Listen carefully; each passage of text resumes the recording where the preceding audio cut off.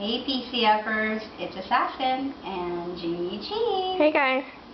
We're back and we are here to tell you about proper knife cut and knife safety.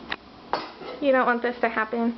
We're first going to just focus and highlight on a French knife, a basic kitchen knife.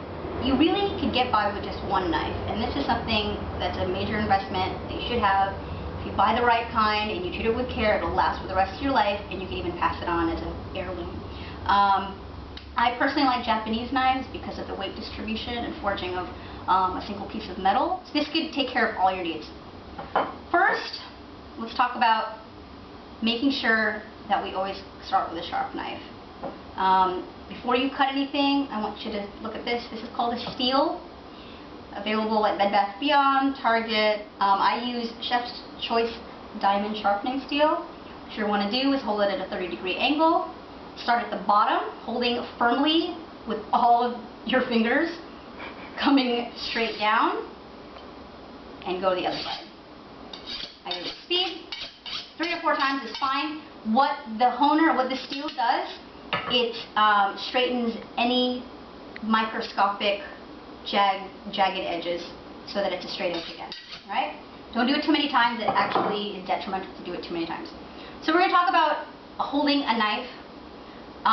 This is the base. You're going to want to, let's zoom in. I tuck my finger here right at the crook and I hold it like this. My forefinger and my thumb pinch the actual blade itself for major stability. Again, the shape of the knife is meant to use the slicing motion for speed, and you should utilize the entire length of the knife instead of just, I know a lot of people cut, they just go like this and you're just using that end. The whole point is to use the full knife. So let's cut an onion. Regardless if it's an onion or any vegetable, I definitely recommend trying to create a flat end so it doesn't roll, whether it's a bell pepper, an eggplant, Brussels sprouts. So I always cut off the top, right? This is the stem end and this is the root end.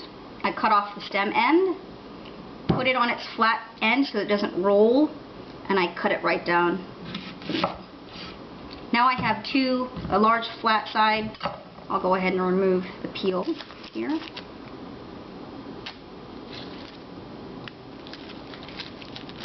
Now, there is a proper way to cut an onion, but for this intents and purposes, I'm not going to get too technical with you guys.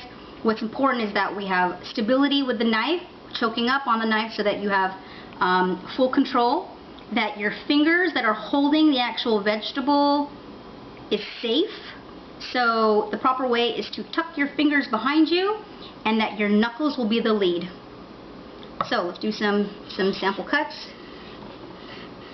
Down, down, down, down, down, down. If you notice, my fingers aren't like this, or my fingers aren't like this, which I see people cut all the time. That could be bad news bears. If your knuckles are in front, they are the lead, and you can never cut off, one of your favorite digits, like Jamie G. Once that technique is mastered, where you feel comfortable tucking in your finger and you're using, see if you notice, if you can get this from the side, Jamie, look at my knife, I'm trying to make sure this doesn't move.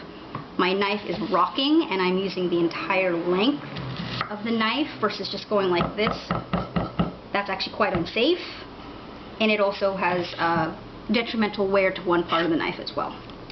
So let's talk about knife cuts, since the technique is down and safety is heralded. Once you feel safe with the knife and you know that you want to get certain, size squares for a certain recipe. Okay, so a 1/2 inch cut, what I would do is, looking at the height of the onion, again with my knuckles down, I would cut halfways like that, and then I'd measure 1/2 inch here, 1/2 inch here, 1/2 inch here, and then 1/2 inch this way.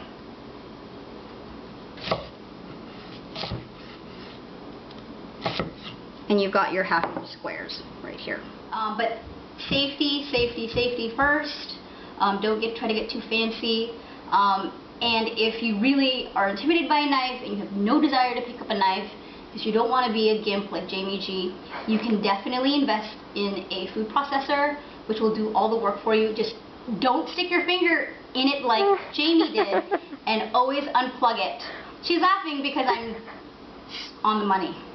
Anyway, if there's any questions, again, please feel free to post in the comments. See you guys at the box. See you next time. Bye.